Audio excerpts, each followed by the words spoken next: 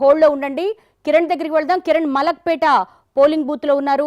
Kiran, మీరున్నటువంటి polling కేంద్రంలో voting సరళి ఏ విధంగా ఉంది? ఎంత శాతం ఓటింగ్ నమోదైంది? రైట్ దేవి, ప్రస్తుతానికి మనము హైదరాబాద్ లోక్సభ స్థానాలకు సంబంధించిన ఆయా పార్లమెంట్ సెగ్మెంట్లోని పోలింగ్ స్టేషన్ వద్ద ఉన్నాము.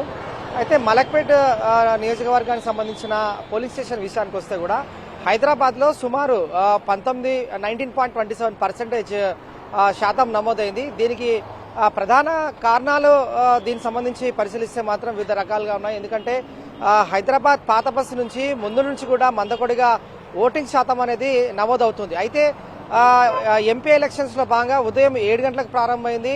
ఇక సుమారు సాయంత్రం 6 గంటలకు క్లోజ్ అవుతుంది. అయితే 6 గంటల్లో క్లోజ్ అవుతున్న క్రమంలో ఎక్కడైతే 1 అవర్ పీక్ అవర్ ఉంటుంది కాబట్టి చాలా క్రూషియల్ గా ఉంటుంది. ఆ 1 అవర్ మాత్రం ఊహించని ఓటింగ్ శాతం కూడా నమోదయ్యే అవకాశం కూడా ఉంటుంది. అయితే హైదరాబాద్ ఎంపీ పార్లమెంట్ నియోజకవర్గానికి ఎక్కడైతే విషయానికి వస్తే కూడా ఇందులో 7 నియోజకవర్గాలు ఉన్నాయి. మలక్పేట్, అలాగే ఇటు చంద్రన్గుట్ట, బహదూర్పుర, మలక్పేట్, అలాగే చార్మినార్, యాకత్పుర, ఏవైతే ఈ కాన్స్టిట్యూషన్స్ ఏవైతే ఉంటాయో అందులో కూడా ఓటింగ్ శాతం చాలా తక్కువగా నమోదైంది. అయితే సుమారు 6 గంటల ప్రాంతంలో కావచ్చు, అలాగే 5 గంటల ప్రాంతంలో, అంటే ఎలక్షన్ కౌంట్ పోలింగ్ ఎక్కడైతే ముగుస్తున్న క్రమంలో గంట ముందు మాత్రం పుంజుకునే అవకాశం కూడా కనిపిస్తుంది.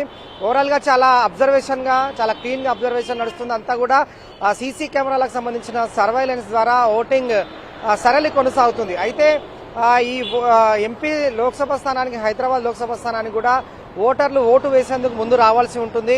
అయితే ఆ దిశగా అధికార యంత్రాంగం కావచ్చు, అలాగే ఈసీ ఎన్ని చర్యలు తీసుకున్నప్పటికీ కూడా గతంలో మనం అసెంబ్లీ ఎన్నికలు చూసాం. అయితే ప్రస్తుతం లోక్సభ ఎన్నికలు కొనసాగుతున్నాయి. లోక్సభలో కూడా మందకొడిగా ఎన్నికల పోలింగ్ సరళి అనేది సాగుతుంది. దీని పట్ల కూడా కొద్దిగా అభ్యర్థులు కూడా కొద్దిగా ఆందోళన కలిగిస్తుంది. ఎందుకంటే ఎన్నో రకాలుగా ఓటర్లను ఆకట్టుకునే విధంగా ప్రచారాలు చేశారు. ఎన్నికల ప్రచారంలో కూడా అభ్యర్థులు పాల్గొన్నారు. అలాగే ప్రజలతో మమేకమై ముందుకు నడిచారు, తమకు ఓటు వేయాలని చెప్పి అభ్యర్థించారు. అయితే ఈ రోజు ఎన్నికలు జరుగుతున్న క్రమంలో కేవలం రాజాసింగ్ మీద, మాధవిలత మీద కేసు నమోదు చేసినట్టుగా తెలుస్తుంది. రాజాసింగ్ ప్రిసైడింగ్ అధికారి మీద దురుసుగా ప్రవర్తించాడన్న అభియోగం మీద ఆయన మీద కేసు నమోదు చేసినట్టు తెలుస్తుంది. ఏంటి మీ దగ్గర ఉన్నటువంటి అప్డేట్? రైట్ దేవి, ఇటు హైదరాబాద్ బీజేపీ అభ్యర్థి ఎవరైతే ఉన్నారో మాధవిలత పైన మలక్పేట్ పోలీస్ స్టేషన్ లో కేసు నమోదైంది. అలాగే గోషామాల్ బీజేపీ ఎమ్మెల్యే రాజాసింగ్ పైన కూడా మంగళాట్ పోలీస్ స్టేషన్ లో కేసు నమోదైంది. అయితే రాజాసింగ్ విషయానికి వస్తే ప్రిసైడింగ్ ఆఫీసర్ పైన చాలా దురుసుగా ప్రవర్తించారన్న అభియోగాలు ఏవైతే ఉన్నాయో అభియోగాల క్రమంలో మంగళాట్ పోలీస్ స్టేషన్ లో రాజాసింగ్ పైన కేసు నమోదైంది. అయితే మలక్పేట్ సంబంధించిన విషయానికి వస్తే లోక్సభ స్థానం, హైదరాబాద్ లోక్సభ అభ్యర్థిగా బీజేపీ క్యాండిడేట్ ఎవరైతే నిలబడ్డారో మాధవిలత, ఆమె మలక్పేట్లోని పోలింగ్ బూత్ నెంబర్ 65 లో అక్కడ మహిళా ఓటర్లు ఎవరైతే ఉన్నారో వర్గానికి సంబంధించిన మహిళా ఓటర్ల పైన వారితో దురుసుగా ప్రవర్తించడం కాకుండా హిజాబ్ తొలగించి వారి యొక్క ఎన్నికల గుర్తింపు కార్డును పరిశీలించడమే కావచ్చు, వారితో మాట్లాడమే కావచ్చు, ఇదంతా కూడా ఈసీ రూల్స్ కి చాలా వ్యతిరేకంగా వ్యవహరించిందన్న అభియోగాలు కావచ్చు. అలాగే ఆధారాలతో సహా ఇటు మలక్పేట్ పోలీస్ స్టేషన్ లో కేసు ఫైల్ అయింది. అయితే మలక్పేట్ బూత్ నెంబర్ 65 లో మాత్రం పరిశీలిస్తే అక్కడ విధుల్లో ఉన్న ఒక మహిళా పోలీస్ కానిస్టేబుల్ పైన కూడా కేసు నమోదు చేస్తాను, తన పైన ఫిర్యాదు చేస్తానని చెప్పి అక్కడ మాధవిలత కూడా అంటే కొద్దిగా అక్కడ ఎక్కడైతే 65 పోలింగ్ బూత్ ఉందో అక్కడ దురుసుగా ప్రవర్తించడం కావచ్చు. అయితే మలక్పేట్ పోలీస్ స్టేషన్ లో బీజేపీ అభ్యర్థి మాధవిలత పైన ఐపీసీ సెక్షన్ కింద 171C, అలాగే 186, అలాగే 505, sub class 1, sub class C మరియు ప్రజాప్రతినిధికి సంబంధించిన చట్టంలోని యాక్ట్ ఏదైతే ఉంటుందో సెక్షన్ 132 కింద కూడా కేసు నమోదైంది. అయితే మాధవలత పైన కేసు నమోదైన మలక్పేట్ పోలీస్ స్టేషన్ సంబంధించిన పోలింగ్ బూత్ 65 కూడా మరికొద్దిసేపట్లో నగర కొత్వాల్ రాబోతున్నారు.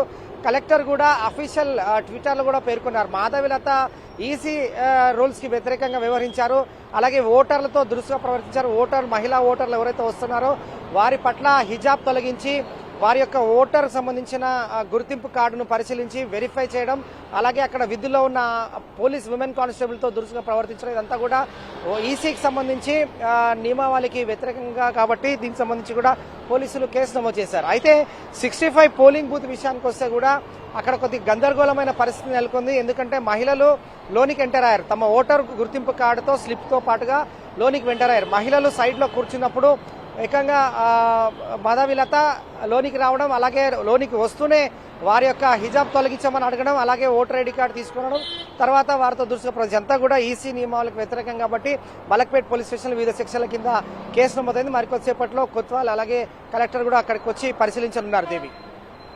All right Kiran, thanks for the live updates. ఇది హైదరాబాద్ వ్యాప్తంగా 20% మాత్రమే పోలింగ్ నమోదైంది.